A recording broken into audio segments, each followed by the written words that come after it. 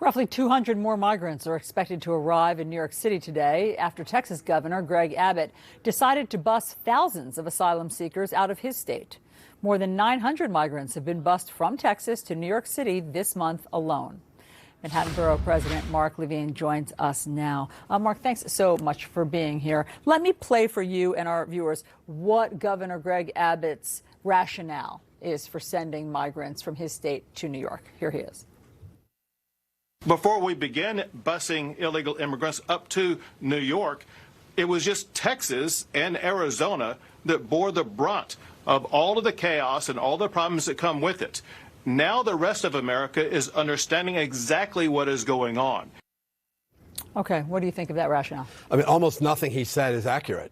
These are people seeking asylum in the United States, fleeing countries where their life might be threatened, and a structure set up by the Trump administration allows them to go through the asylum process in the United States. They're fleeing Venezuela and Colombia and Cuba. I thought that President Trump made them wait in Mexico for the asylum process. Not for these countries. That would be, for example, immigrants from Mexico.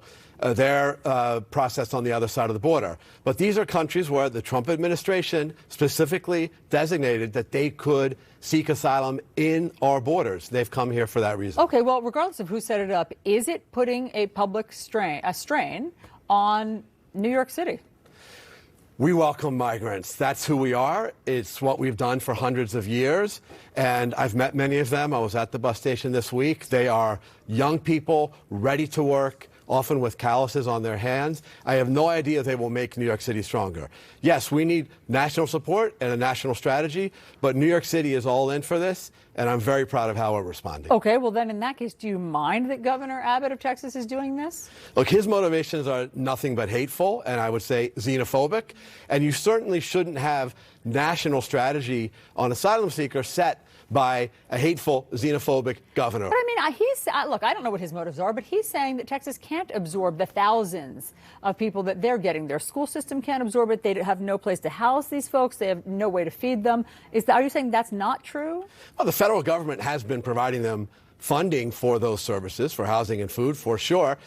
But he's clearly got cynical motives. He has forbidden the bus companies from informing New York City about these arrivals. We can't coordinate our response. What is his motive other than cruelty? Why not, at a minimum, coordinate with New York City so that we can be there providing services?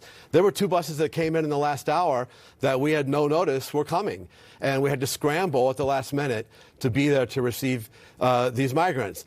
There's no justification for that if his motives are good. Can New York City schools, public schools, which are starting next week, I assume, absorb the thousands of migrant kids that are coming in? Well, we've had about 1,100 children so far. And yes, at that level, the city's school system can handle it. It's a big system. It's almost 1 million kids.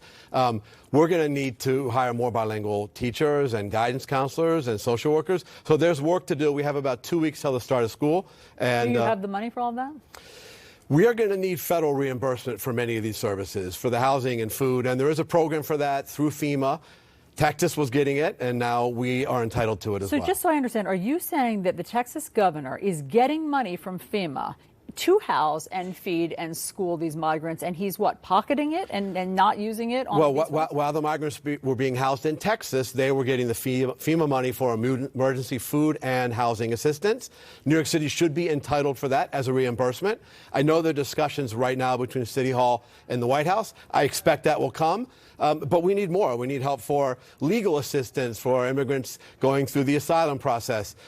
This is a big operation. New York City's up for it. We are doing this. I am so proud at how we're reacting, but there needs to be a national strategy for sure. Do you understand why Governor Abbott believes the border states shouldn't have to absorb all of the migrants? Well, New York is, of course, a border state as well, a different border. I think there is a logic to distributing asylum seekers throughout the country based on where there's capacity, where there's communities that are ready to accept them. But we don't have that right now. We have one hateful governor who's putting people on buses without clear consent from those individuals who might have family in other states. We have people who get off the bus in New York and tell us, I have family in Florida. Why wasn't I sent there? This is not about their interests. It's not about a good system. It's just about a political agenda by this governor. Mark Levine, thanks so much for coming in. Thank you.